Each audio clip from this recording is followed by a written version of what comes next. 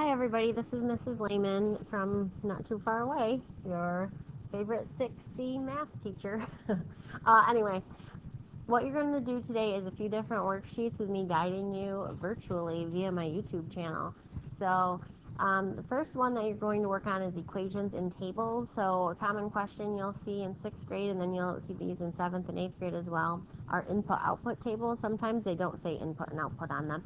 But you're essentially given an x and a y value, and you have to find the pattern. In this case, they give you the pattern, and you have to find the x and y value. So in this case, it's telling us right here, I'm going to circle it in blue, y equals 6x. So you have to know that 6x means 6 times x. So you're going to take your x value, in this case, again, circled in blue, 2 times 6, that's going to give you 12. All right. Another thing you'll often see is they'll ask you to write these as xy coordinates. So you would have a coordinate of 2 for your x value and 12 for your y coordinate. The next one, it says 5, so you have to take again, circling it again in blue, your 5, multiply it by 6, that's going to give you 30. All right. 8 times 6 for the next one will give you 48. This next example, they have you subtracting 7, so 10 minus 7 is 3. 15 minus 7 is 8. 20 minus 7 is 13. And again, these could be written as ordered pairs with an x and y value. Pretty simple. So it sure does look fancy. All right, so we have y equals 3x plus 4 for question 3. So you have to take the value for x and essentially substitute it in. So we have 3 times 3 plus 4. So we have 9 plus 4, which is 13. In this case, we have a 4. So 3 times 4 plus 14. So 12 plus 4. 4 times, I'm sorry, I lost my train of thought. 3 times 4 is 12. 12 plus 4 is 16. All right, and then we have 3 times 5 plus 4, so 15 plus 4 is 19. So that is the pattern that you will see. There are times when you are given, again, the table, and you have to find the pattern. So you're going from 2 to 16, 3 to something, we don't know, 4 to 32, and 5 to 40. So I'm noticing that you have to make the x values are getting bigger. So they're taking their x value and multiplying it by 2. So I'm going to say, not by 2. Rewind the track, just kidding. You're taking your x value, in this case, in the first example, 2, and multiplying it by 8, right? If it's true for the whole table, it'll work with all of these. So 4 times 8 does give you 32, and 5 times 8 does give you 40. So we're going to say 8x, right? But that's how we get our y value, so we're going to write y equals 8x, right? So 3 times 8 would give us 24. We'd fill that in our blank spot there. Let's do one more. We have 18 going to 9, 20 corresponds with 10, 22 to we don't know, and 24 to 12, for example 5. So I'm noticing these numbers in the y row are getting smaller, so that means either subtraction or division is occurring. In this case, it's division. So 18 divided by 2 is 9, 20 divided by 2 is 10, 22 divided by 2 would be 11, 24 divided by 2 is 12. And again, it has to apply to the entire table for it to be the rule of the table. So to get our y value, we're going to say y equals, you have to take your x value and divide it by 2. So you would express that algebraically, y equals x divided by 2. All right, quickly, we'll do one more, I guess. We have 8, then we go to 13, 10 to 15, 12 to 17, and 14 to, well, you'll notice here we're adding 5 to each of our x values. So we're taking x, we're adding 5, and that's how we get y. So y equals x plus 5. You'll notice in this blue box right here, 14 plus 5 is 19. And this next one, we have numbers getting smaller. We're going to be subtracting. 14 minus 9 gives me 5. Let's see if it works down here in the lower end of this table right here. 20 minus 9 gives us 11. 23 minus 9 does give us 14. So 17 minus 9 is 8. So if you take your x value, subtract 9 from it, that's going to give you your y value. So you would say y equals x minus 9. All right, that was quick. We have one more thing to go over. My goal is to get this video done in under 10. Let's see if I can do it. All right, the next page. Oh, I can't miss my math joke. It's funny because it's an English class. It says English is important, but math is importanter. All right, remove this out of the way. Here we go. Josh is going to buy pizza for his family. He can buy a large pizza for $20 that has 10 slices. So this problem, I'm going to go through this one with you, and then you're going to work on the worksheet that the substitute has already given you, or is giving to you now. I'm not sure. She's going to give you that, and you are going to do the unit the unit rate for each of the questions. All right, so we're going to practice before we start. To find unit rate, you want to find the price for every one.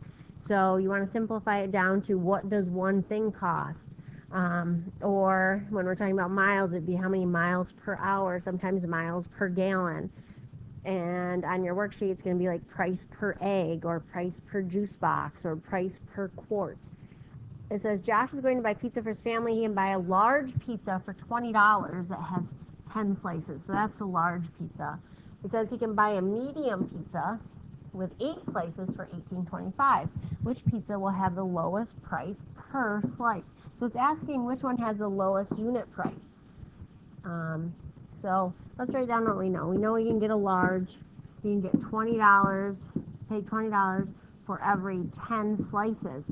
So we want to end up with the price per slice, right?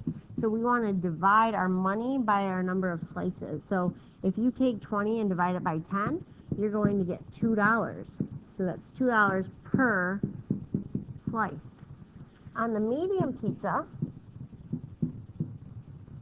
you have 8 slices for $18.25. So again, you want the price on top because you want the price per slice, and that's why that needs to go on top. We want that being divided by the number of slices.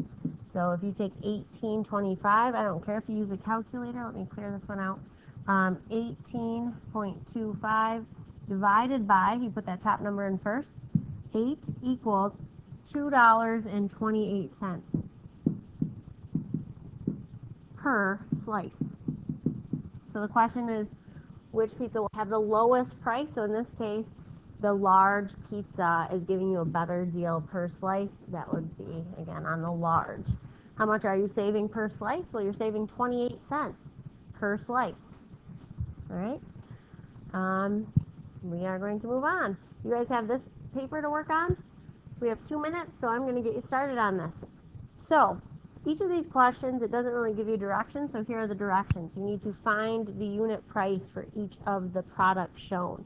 So what you're going to do is take the money and divide it by, in example 1, you're going to divide it by the number of ounces. So you're going to take $3.49 and divide it by 2 ounces. And when you're done, you're going to get a price per ounce. And you're going to write that price per ounce in this box that I am going to, not circle, geez, I'm going to put a square around in blue. All right, so, 1, 2, 3, 4, pretty easy. Number 5 has a little bit of a glitch to it. Not a glitch, a math wizard trick. It's talking about gallons, half gallon, and they want to know what's the price per quart. So you're going to have to convert these to quarts first. So we know that there are 4 quarts. This would be on your math reference table for every 1 gallon. So if you have a half of a gallon, you're not going to have 4 quarts. You're only going to have half of that amount, right?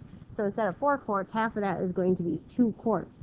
So you're going to take $2.39, divide it by 2. That's going to give you the price per quart.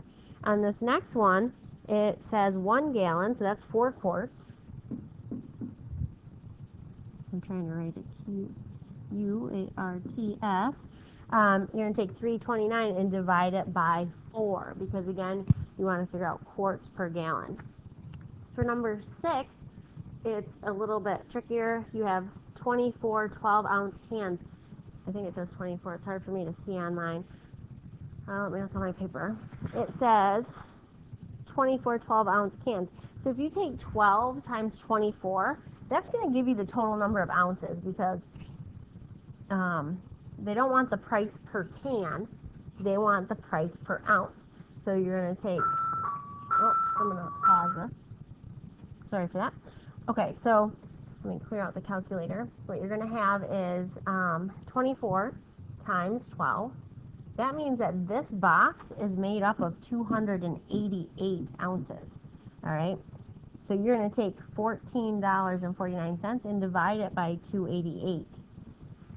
On the next example down here, you have 24 16-ounce cans. So 24 times 16 in each of those, you're going to get 384.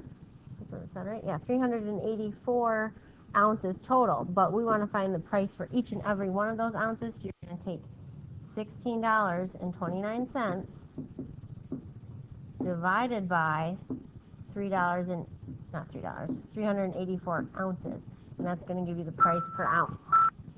Okay, so that gives you a few things to work on, about 12 of these, but it's just simple division. All right, you're just simply dividing in each of these. I want you to show your work like I have. I'm going to circle it in red right now up here, number 1. That is what you would need for work. Okay, that needs to be shown in each of these, and you have enough space in these little pockets of space, like right up here, right here, and stuff, to show that work. If you need a separate sheet of paper, of course use that, but I do expect to see work on each of these. These will be collected. Right, if for some reason you do not finish by the end of class, you need to make sure you get them to me, because I will be grading them, but preferably what you have done needs to be collected. So anyway, good luck, have a great day, and I will see you in math class. Bye.